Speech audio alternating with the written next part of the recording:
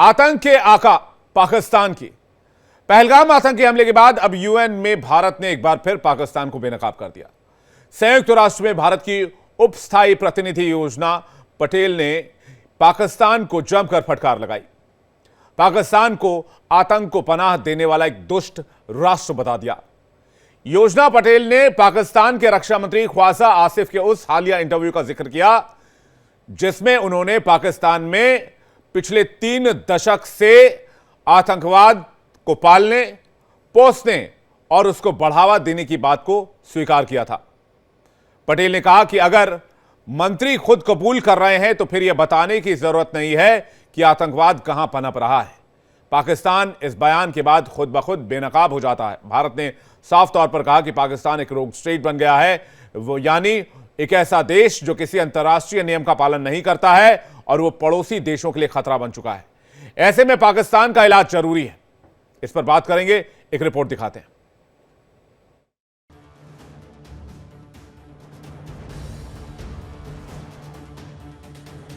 Defense Minister Khwaja Asif admitting and confessing Pakistan's history of supporting, training and funding terrorist organizations in a recent television interview.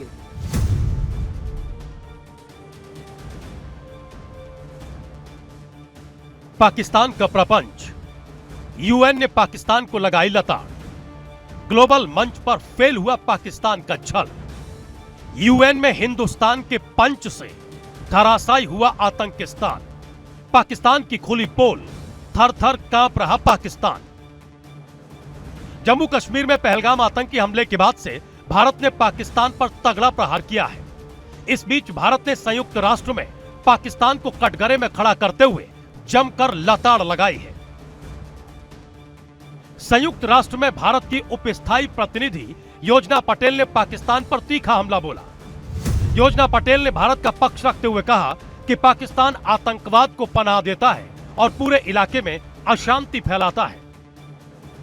उन्होंने पाकिस्तान को दुष्ट देश भी कहा। संयुक्त राष्ट्र में भारत ने एक बार फिर पाकिस्तान की कलाई खोल दी है।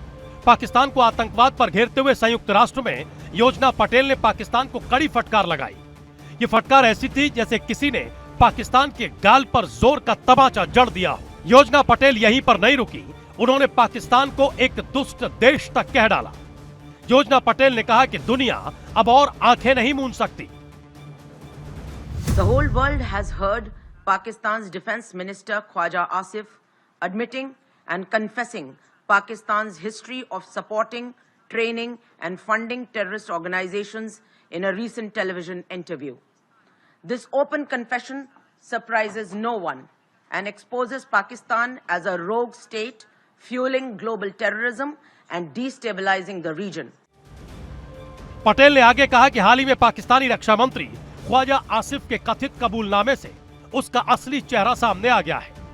अब आपको पाकिस्तान के रक्षा मंत्री किस कदर खौफ में हैं, सुनवाते हैं। जो टेररिज्म की जो वेव है, मैं आप लोगों की वसातत से बताना चाहता हूं कि हम उसके लिए पूरा तैयार हैं और ये टिट फॉर टैट होगा। अगर हमारे शहरों में हमारे सिटीजन्स जो हैं वो महफूज ना हुए, अगर उन पे अटैक हुआ तो ये इंडिया के सिटीजन्स भी जो है महफूज नहीं रहेंगे। आपको बता दें कि पहलगाम हमले में पाकिस्तान की भूमिका सामने आने के बाद भारत ने पड़ोसी देश के साथ कूटनीतिक संबंधों को कम करने के अलावा कई ऐसे कदम उठाए हैं जिससे पाकिस्तान तिलमिला गया है।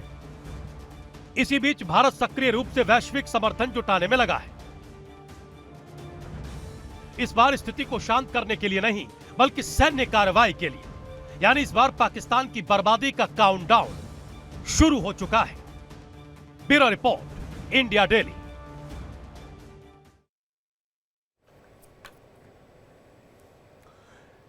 इस वक्त हमारे साथ बातचीत करने के लिए हमारे साथ बेहद खास मेहमान जुड़ रहे हैं। इसी खबर पर संजय सोई सर हमारे साथ जुड़ रहे हैं। सोई सर, आपका बहुत बहुत स्वागत है। और अनुज माथुर सर हमारे साथ जुड़ रहे हैं और हमारे साथ कर्नल यूएस राठौर साहब जुड़ रहे हैं, आपका भी बहुत बहुत स्वागत है। मैं संजय सोई सर आपसे ही शुरुआत करना चाहूंगा, क्या लग रहा है इस बार आर पार? नहीं, देखिए ऐसा है, आर पार बहुत जरूरी है, इसमें कोई शक नहीं है, क्योंकि जिस प्रकार का पाकिस्तान ने काम किया है, जिस प्रकार से टेररिस्ट ने आके हमले किए, और ये एक बार नहीं हो रहा, बार बार हो रहा है, तो कहीं तो एक सब्र की जो सीमा है वो खत्म हो रही है। और इस चीज को एक तरह से खत्म करना जरूरी है। रोज रोज का हम कभी राजौरी की तरफ हमला, कभी कहीं किसी लेबरर को मार देना, गरीब लोगों को मार देना, भारत के जो बाकी प्रदेशों से आए हुए लोगों को मार देना, ये टूरिस्ट को मार देना, निहत्थे लोगों को मार देना, ये चीज एक्सेप्टेबल नहीं है। यहाँ पर देखिए, अब मैं ये मानता हूं कि टेररिस्ट के पीछे भागने का हमारा मतलब नहीं है। टेररिस्ट तो कठपुतली है। हमारा काम है जो इनको भेज रहा है, जो पाकिस्तान भेज रहा है, उसको सबक सिखाना। एक चीज मैं यहाँ ऐड करना चाहूंगा कि बड़ा जरूरी है ऐसे समय में कि हम एक मैच्योरिटी से, जैसा सरकार मैच्योरिटी से काम ले रही है, वो बहुत अच्छी बात है। पाकिस्तान की जैसे उल्टे सीधे बयान आ रहे हैं, उस तरह का बयान हमारे देश के किसी भी नेता ने नहीं दिया। कोई भी, चाहे होम मिनिस्टर हो, रक्षा मंत्री हो, प्रधानमंत्री हो, बहुत ही सोच समझ के शांति से काम कर रहे हैं, ताकि जब चोट पहुंचे पाकिस्तान को पता चले कि किस प्रकार का घाव तो होगा।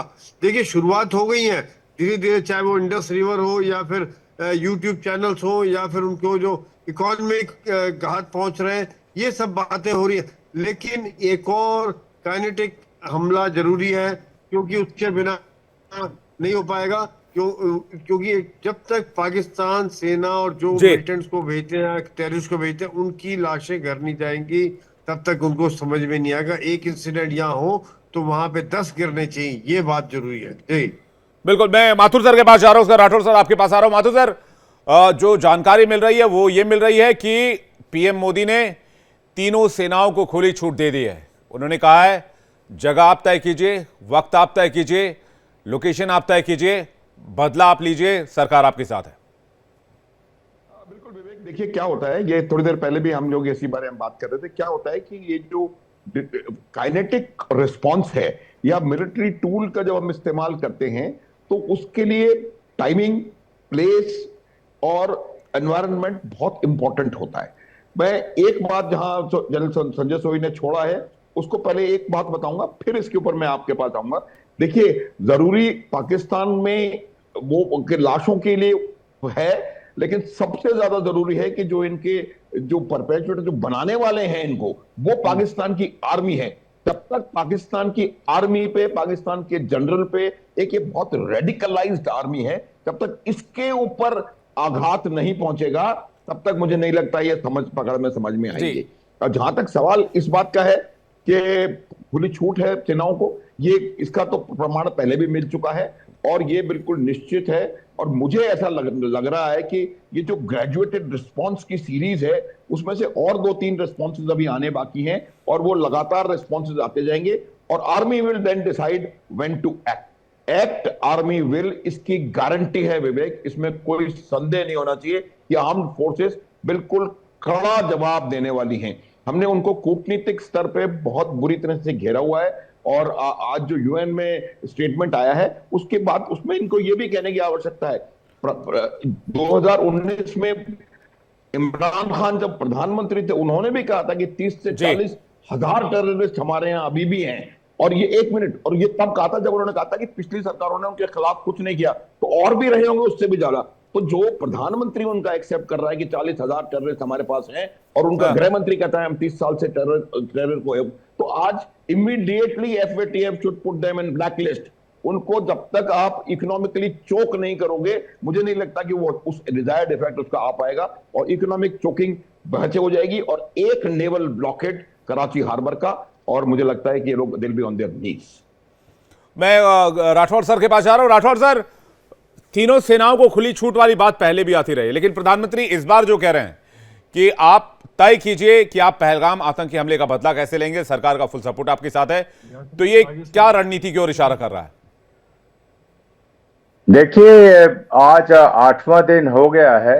हाँ। और ये जो आज ये आया है कहना कि हम खुली छूट देते हैं, खुली छूट एक तरीके का फ्रेज है, क्योंकि इसके पहले भी सेना को तो खुली छूट की कोई कमी थी नहीं जी। और ये भी मैं मानने को तैयार नहीं हूं कि जिस तरीके का काइनेटिक एक्शन पूरा हिंदुस्तान उम्मीद करता है और हम सब कह रहे हैं कि घुटने पे पाकिस्तान को लाना है, वो 8 दिन में ऐसी तैयारी हो पाएगी।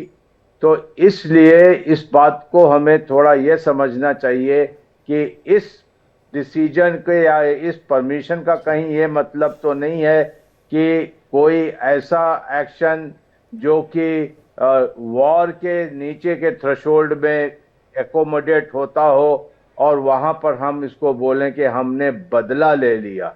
अगर हम पहलगाम का बदला लेना हमारा इंटेंशन है या वो हमारा ऑब्जेक्टिव है, तो मैं समझता हूं कि हम सही में इस सिचुएशन का फायदा नहीं उठा रहे। ये सिचुएशन है जिसके अंदर हमने पाकिस्तान को घुटने पे लाना है, तो वो चीज करनी है। खुली छूट का जो ये फ्रेज है वो चीज मैं तो उतना मुतमईन नहीं हूं, उतना संतुष्ट नहीं हूं इससे कि इससे पहले भी एलओसी में खुली छूट दी जाती थी। तो वो एक चीज मेरे को किसी ने सेटिस्फाई करना चाहिए कि ये किस तरफ इशारा करता है। यानी कि आप कन्वेंशनल वॉर जो है उसकी तरफ आप इसे नहीं देख रहे हैं? मैं कन्वेंशनल वॉर से कम कई पायदान नीचे देख रहा हूं। आज का अभी का जो डिसीजन है या जो न्यूज मुझे आप दे रहे हैं, यहां पर यह है कि India should go to war with Pakistan. इससे नीचे हिंदुस्तान को कोई चीज मंजूर नहीं है। At any cost sir? Yes, इसमें कोई शक नहीं है। अदरवाइज हम उसी डायनेमिक्स में फंसे रहेंगे, उसी साइकिल में फंसे रहेंगे और वो 4 मारेंगे, हम 14 मारेंगे, वो 14 मारेंगे, हम 56 मारेंगे, वो चलता रहेगा। It will not solve our problem. Sanjay Soi sir, क्या करें फिर? देखिए 3-4 ऑप्शन हैं, जैसे कई ऑप्शन है, बाकी जो मेरे दिमाग में आ रहे हैं, एक तो यह है कि देखिए सबसे पहले टेररिस्ट को तो मार ही रहे हैं, साथ साथ OGWs को सॉर्ट आउट करना है, जो कि क्योंकि उनकी सपोर्ट के बिना, हालांकि कश्मीर के आज हालात बदली हो गए हैं बिल्कुल 370 हटने के बाद। जिस प्रकार से कश्मीर का लोग खड़े हुए हैं इस आतंक के खिलाफ, वो मैं पहली बार देखा है। नहीं तो पहले जब मिलिटेंट मरता था 1000 लोग खड़े होते थे, अब ये 1000 लोग खड़े हो गए। ये पाकिस्तान और आतंक के खिलाफ एक बहुत बड़ा तमाचा है। तीसरी बात, लेकिन कुछ सपोर्टर अभी भी हैं, उनको जरूर सॉर्ट आउट करना है, उसके बिना ये आतंकवादी घटना नहीं हो सकती। तीसरा, जैसा कि मैंने पहले भी कहा और जनरल माथुर ने भी कहा कि पाकिस्तान की सेना को इसकी कीमत चुकानी चाहिए, इसमें कोई शक नहीं है मुझे, क्योंकि पाकिस्तान की सेना अगर कर रही है तो आप पाकिस्तान की सेना कर रही है। चौथी बात जो है, ये हमें इनकी गेम में भी नहीं फंसना है। यहाँ पर अभी कहीं ना कहीं मुझे ऐसा ये भी लग रहा है कि आसिम मुनीर जो है वो अपना गेम अलग खेल रहा है और सरकार अपना गेम अलग खेल रही है। पाकिस्तान की सरकार, अगर नवाज शरीफ का जो उन्होंने शहबाज को बताया कि भैया थोड़ा आराम से रहो, ज्यादा कूदो मत, बयानबाजी ठीक से करो, तो वो उनको याद आ रहा होगा कारगिल के टाइम में किस प्रकार से मुशर्रफ ने काम कर दिया और उनको पता भी नहीं चला, और बाद में मार पड़ी रही है। तो ये जो बात है वो भी उनकी समझ में आ रही है कि आसिम मुनीर ने अपना गेम खेल दिया कि पाकिस्तान की जो सेना की गिरती हुई साख है उसको किस प्रकार से वापस लाए। तो जब भी चाहे बलूचिस्तान में पिट रहे हो, खैबर पख्तूनख्वा में पिट रहे हो, या जहां भी कहीं पिट रहे हो, उसके बाद ध्यान हमेशा सेना ये करती है कि कश्मीर की तरफ ध्यान ले आते हैं। और ये आसिम मुनीर कहीं ये गेम खेल रहा है। आज देखिए पाकिस्तान में उसको गालियां दे रहे हैं, कई नेता गाली दे रहे हैं और कई वहां के जो लोकल लोग भी बड़े। ये तो जाहिर सी बात है सर, कई हलकों से ये खबर भी आया आसिम मुनीर ने अपनी कुर्सी बचाने के लिए सब कुछ किया है, क्योंकि आसिम मुनीर के खिलाफ ऑलरेडी पाकिस्तानी आर्मी में बगावत के सुर पनप रहे थे। मैं माथुर सर से एक जल्दी से रिएक्शन लेता हूं। माथुर सर, ये 8 वाला जो सर्कल है पाकिस्तान के खिलाफ, आतंकवाद के खिलाफ, हम इसी विशेष सर्कल में फंसे रह जाएंगे जब तक कि हम इसको तोड़ेंगे नहीं, ब्रेक नहीं करेंगे। तो ये 8 वाले सर्कल को, ये जो है, उसको ब्रेक करने का वक्त आ गया है। बिल्कुल बिल्कुल विवेक, ब्रेक करने का वक्त आ गया है। लेकिन मैं एक और बार ये बात अपनी रिपीट करूंगा आपके चैनल पे कि जो युद्ध होता है वो सिर्फ काइनेटिक या मिलिट्री टूल्स से युद्ध नहीं होता है। युद्ध होता है 3 फ्रंट्स पे। मैंने कई दफा कहा, इकोनॉमिक फ्रंट पे युद्ध चल रहा है, इंफॉर्मेशन वॉरफेयर के फ्रंट पर युद्ध होना चाहिए, साइकोलॉजिकल नहीं सर, आज आप देखेंगे कि हम एक मिनट ईंट का जवाब पत्थर सर। माफी चाहूंगा, आपको बीच में रोक रहा हूं। गोली का जवाब गोला से और बारूद का जवाब मिसाइल से सर। बिल्कुल, और एटम बम अगर वो एक डालेंगे तो हाइड्रोजन बम से होगा जवाब, आप निश्चिंत रहें, ये होके रहेगा। लेकिन मैं ये कह रहा हूं कि जिस प्रकार से आज डिसएंचेंटमेंट। आपके पास वापस लौटेंगे सर, एक बड़ी खबर आ रही है। पीएम आवास पहुंचे संघ प्रमुख मोहन भागवत, पीएम से मिलने के लिए पहुंचे हैं मोहन भागवत। प्रधानमंत्री और संघ प्रमुख के बीच कुछ अहम बैठक चल रही है इस वक्त, बताया जा रहा है। प्रधानमंत्री से मिलने के लिए पहुंचे हैं संघ प्रमुख, और इससे पहले ऐसा कभी देखा नहीं गया कि प्रधानमंत्री आवास संघ प्रमुख पहुंचे हो और दोनों बड़ी शख्सियतों के बीच कभी मुलाकात हुई हो। लेकिन इस बीच संघ प्रमुख मोहन भागवत पहुंचे हैं पीएम आवास। हमारे साथ न्यूज रूम से शिवम जुड़ रहे हैं। शिवम, क्या खबर है? आरएसएस चीफ मिलने के लिए पहुंचे हैं पीएम के घर पर, पीएम के आवास पर प्रधानमंत्री से। विवेक, जैसा कि मैंने पहले ही आपसे कहा था कि हलचल अब तेज हो चुकी है, हलचल उस लेवल पर आ चुकी है कि अब हर उस जगह से जहां से सपोर्ट मिलना है, जहां जरूरी है, और आरएसएस प्रमुख यानी सरसंघ चालक मोहन भागवत जी का नरेंद्र मोदी जी से मिलने का जो ये अगर सिलसिला शुरुआत इसकी हो चुकी है, ये सूत्रों के हवाले से हमें खबर इस वक्त मिली है, जहां पीएम आवास पहुंचे हैं सरसंघ चालक मोहन भागवत जी, आरएसएस के प्रमुख वहां पर मौजूद है। और ये खबर जो है सूत्रों के हवाले से हमें कंफर्म हुई है, जहां पर अब ये आपने देखा जिसे पीएम मोदी ने मुलाकात की थी तीनों सेना के प्रमुखों से, तो उसके बाद जो फिर जो खबर सूत्रों के हवाले से बाहर आई थी वो ये था कि भाई फौज को हम खुली छूट देते हैं, वो अपने हिसाब से अपने तरीके से जो है रिस्पॉन्स यहाँ पर दें, उनको खुली छूट दी जा रही है। और अब बाकी पॉलिटिकल पार्टीज का सपोर्ट जो था वो था, लेकिन आरएसएस का सपोर्ट जिस तरीके से मिल रहा है, अमित शाह का वहां पहुंचना, फिर आरएसएस प्रमुख का वहां पर पहुंचना, इस और अंदेशा दे रहा है विवेक कि अब वाकई कुछ बड़ा हो सकता है। अब वाकई अब ये वो मुलाकातें हैं कि इसमें फाइनल बात। चलिए शिवम, बने रहेंगे इस बड़ी खबर पर, आप नजर बना के रखिएगा, अपडेट्स आपसे लगातार लेते रहेंगे।